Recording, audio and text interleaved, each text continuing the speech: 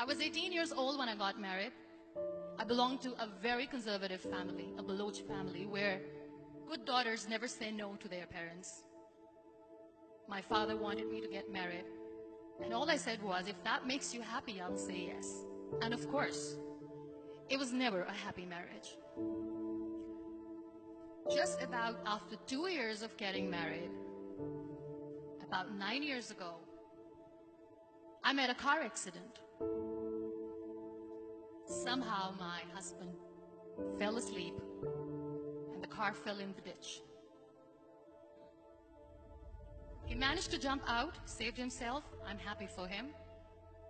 But I stayed inside the car and I sustained a lot of injuries. The list is a bit long. Radius ulna of my right arm were fractured. The wrist was fractured. Shoulder bone and collarbone were fractured. My whole rib cage got fractured. But that injury that changed me and my life completely was the spine injury. Many people came to rescue. They gave me CPR. They dragged me out of the car. And while they were dragging me out, I got the complete transection of my spinal cord. Those 2.5 months in the hospital were dreadful. I was at the verge of despair. One day, doctor came to me and he said, well, I heard that you wanted to be an artist, but you ended up being a housewife. I have a bad news for you. You won't be able to paint again.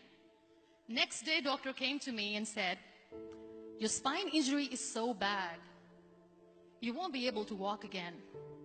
I took a deep breath and I said, it's all right.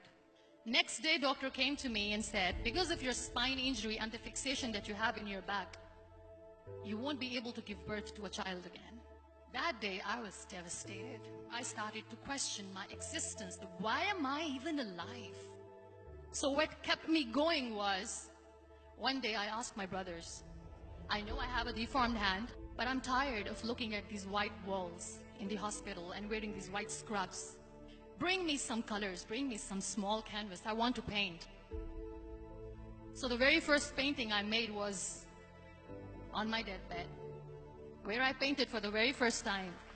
What an amazing therapy it was. Without uttering a single word, I could paint my heart out.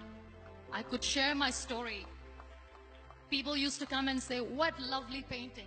So much color. Nobody could see the grief in it. Only I could.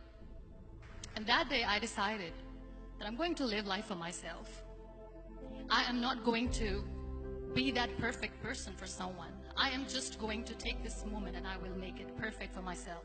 That I'm going to fight my fears. So I wrote down one by one all those fears. And I decided that I'm going to overcome these fears one at a time. You know what was my biggest fear? Divorce. But the day I decided that this is nothing but my fear, I liberated myself by setting him free.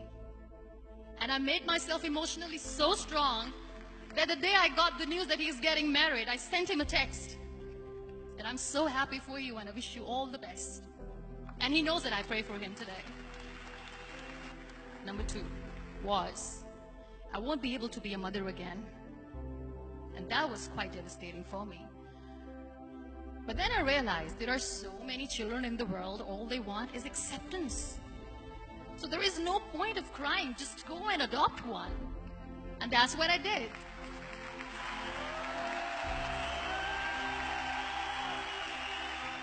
I gave my name in different organizations, different orphanages, and I waited patiently.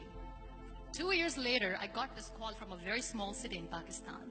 I got a call and they said, are you Muniba Mazari? There is a baby boy and would you like to adopt? I could literally feel the labor pain. I said, yes, yes, I am going to adopt him. I am coming to take him home. And that day, I was 2 days old, and today he's 6. You know, when you end up being on the wheelchair, what's the most painful thing? People think that they will not be accepted by the people because we, in the world of perfect people, are imperfects. So I decided to appear more in public. I started to paint. I have done a lot of modeling campaigns. I decided that I'm going to join the national TV of Pakistan as an anchor person. I became the National Goodwill Ambassador for UN Women Pakistan, and now I speak for the rights of women, children. I was featured in BBC 100 Women for 2015. I'm one of the Forbes 30 under 30 for 2016. So when you accept yourself the way you are, the world recognizes you.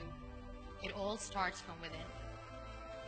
We have this amazing fantasy about life. This is how things should work. This is my plan. It should go as per my plan. If that doesn't happen, we give up. I never wanted to be on the wheelchair. Never thought of being on the wheelchair. This life is a test and a trial, and tests are never supposed to be easy. So when you're expecting ease from life, and life gives you lemons, then you make the lemonade, and then do not blame life for that. It is okay to be scared. It is okay to cry. Everything is okay, but giving up should not be an option. They always say that failure is not an option. Failure should be an option, because when you fail, you get up, and then you fail, and then you get up, and that keeps you going. Embrace each and every breath that you are taking. Celebrate your life. Live it. Don't die before your death. Real happiness lies in gratitude. So be grateful, be alive, and live every moment.